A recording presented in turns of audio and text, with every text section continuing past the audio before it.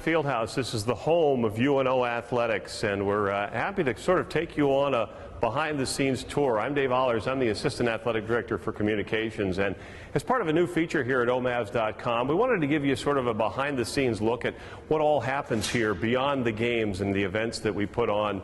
There's certainly a lot moving forward that we've got to talk about, including a lot of projects that are on the horizon. So we've come here to find the people who are most involved with some of these projects to give you a little bit more insight into some of the things that obviously have a lot of people talking. So let's go inside and meet up with one of those guys who's very involved with our biggest project to date. Associate Athletic Director Mike Kemp is, of course, our first hockey coach, but he's also the guy who's been intimately involved in every detail in the planning and construction of this building. And Mike, if we could borrow you for a couple of minutes, I know we're getting you in between meetings, which I know if you had a nickel for every meeting you've been in regarding this arena, you'd be a rich man. Well, I really would be. You know, it's been job of passion, it's been a job of joy, but it certainly is a time-consuming effort when you think about all the different nuances, the little things that you have to think about when building a building of this size. So anybody who's been by the site at 67th and Center has obviously seen some trucks moving around. Their work is underway. What is it that they're seeing that's going on right now?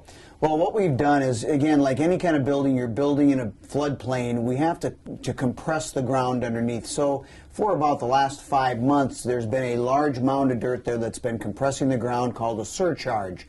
And what has been happening in the recent weeks is they're starting to remove some of that surcharge. We've removed it off the area called the community rink, which is the practice rink. That area, the surcharge has been removed. We've also removed it around the outer bowl of the arena, which allows us to move forward. People will see a surcharge remain on the competition ice or in the main arena ice, that area up until probably around the 1st of April. So we're still going to be compressing that area, but the rest of the areas, it's starting to be removed, and we'll see some work then moving forward in that area, in those areas where the surcharge has been gone. Now, I know you've had these plans on your desk for quite a while, and certainly it's quite a big footprint, but before we start seeing things come out of the ground, there are going to be things going into the ground. Is that correct? Yes. You know, most arenas want to be built down into the ground where they actually dig out the ground, but because of the Papio Creek, we're in a floodplain where they can't go down, so they have to go up.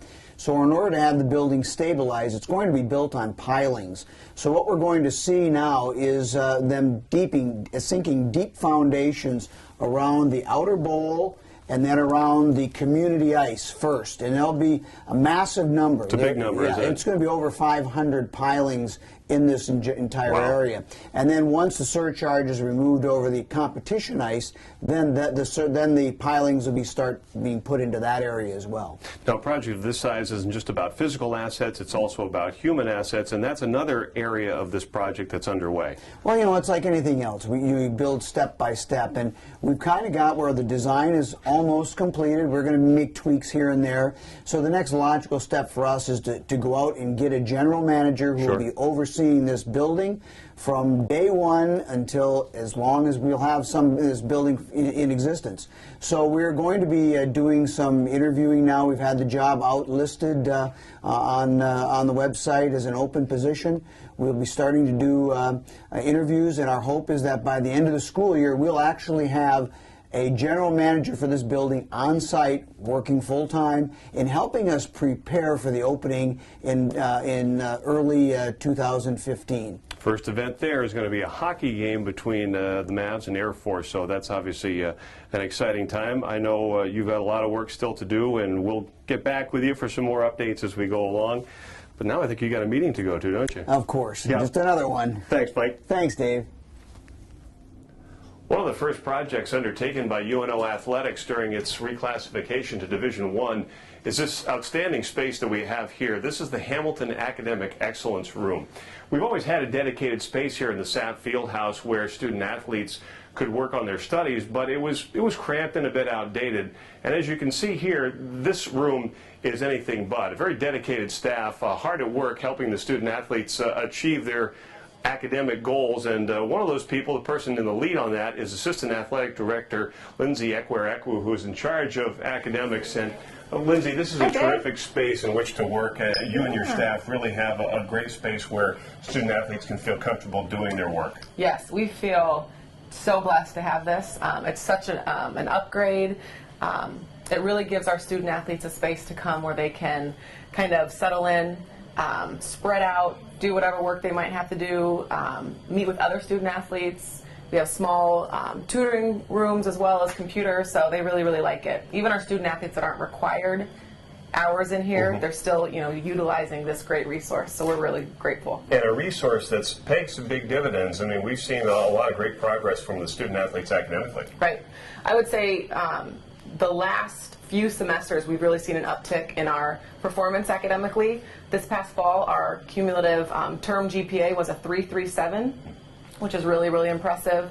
52% of our student athletes were either on the dean's list or the chancellor's list, and 78% of our student athletes had a 3.0 or higher. That's remarkable. Yes, and I give total credit to resources like this, resources like my staff that really you can't put a number or value on, really.